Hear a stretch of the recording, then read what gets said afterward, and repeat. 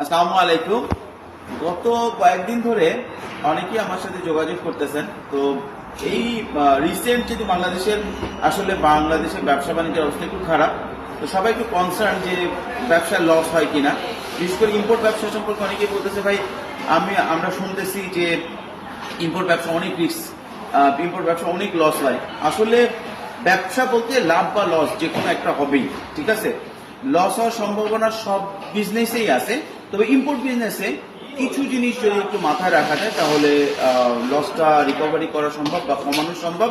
তবে যেই তিন কারণে লস হয় এটা আমি বলে দিই। মূলত যে তিন কারণে, প্রথম হচ্ছে ডিপেন্ডেবল ট্রেডিং। ডিপেন্ডেবল ট্রেডিং মানে হচ্ছে অন্য কারোর উপরে ডিপেন্ড করা। বাংলাদেশ থেকে যারা চায়নাতে এসে মাল কেনেন, আমি দেখছি মোটামুটি 80% লোকের লস হয়েছে ডিপেন্ডেবল ট্রেডিং এর জন্য। যে অমুক ভাই বলছে মাল কিনে নিয়ে যেতে, তমুক ভাই বলছে মাল কিনে নিয়ে যেতে, তো অমুক ভাই তমুক ভাইয়ের জন্য যখন মাল কিনে নিয়ে যায় তখন দেখা যায় ওই ভাই প্রপারলি যদি মালটা না বুঝে তখন অ্যাকচুয়ালি এটা লসটা হয়। ফার্স্ট সবচেয়ে বেশি যে কারণে লস হয়। সেকেন্ড যে লসটা সেটা হচ্ছে সিজন মিস করা। সিজন মিস করা বলতে বোঝায় যে আপনার যেই সিজনে যে প্রোডাক্টটা বেশি চলবে সেই প্রোডাক্টটা সেই সিজনে না পৌঁছানো। লাইক এখন আমি গত পরশুদিন একটা ভিডিও দিচ্ছিলাম, মনে হয় যে ব্যাগের, অনেকে ব্যাগের জন্য এখন নক দিচ্ছে, ভাই আমি শীতে ব্যাগ নিব, স্কুল ব্যাগ নিব, কিন্তু রাইট নাও যেই সময়, এই সময় আসলে ব্যাগ নিলে পৌঁছাইতে পৌঁছাতে সিজনের লাস্ট হয়ে যাবে। তো সবসময় চেষ্টা করতে হবে সিজনের আগে ব্যাগ নিতে। শীতের মাল শীতের সময়, বর্ষার মাল বর্ষার সময় নিতে হবে।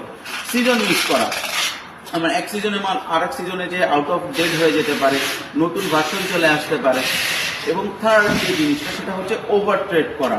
ওভার ট্রেড বলতে বোঝায় যেমন ধরেন আপনার সেলিং ক্যাপাসিটি আছে 100 পিস, আপনি নিয়ে গেছেন 200 পিস, তো 100 পিস সেল করতে আপনি 200 পিস রিকভারি করতে পারবেন না। সুতরাং আপনারা যারা ইম্পোর্ট ব্যবসা নতুন আসতেছেন এই বিষয়গুলো মাথায় রাখবেন। যেটা আপনার সেলিং ক্যাপাসিটি আছে সেটা ট্রেড করেন, যতটুকু ক্যাপাসিটি আছে ততটুকু ট্রেড করেন, এবং সিজনটা কখন শুরু হয় এইটা বুঝে সিজনের আগে প্রথম দিকে আপনার প্রোডাক্ট হাতে রাখেন, ইনশাআল্লাহ লস হবে না। ধন্যবাদ।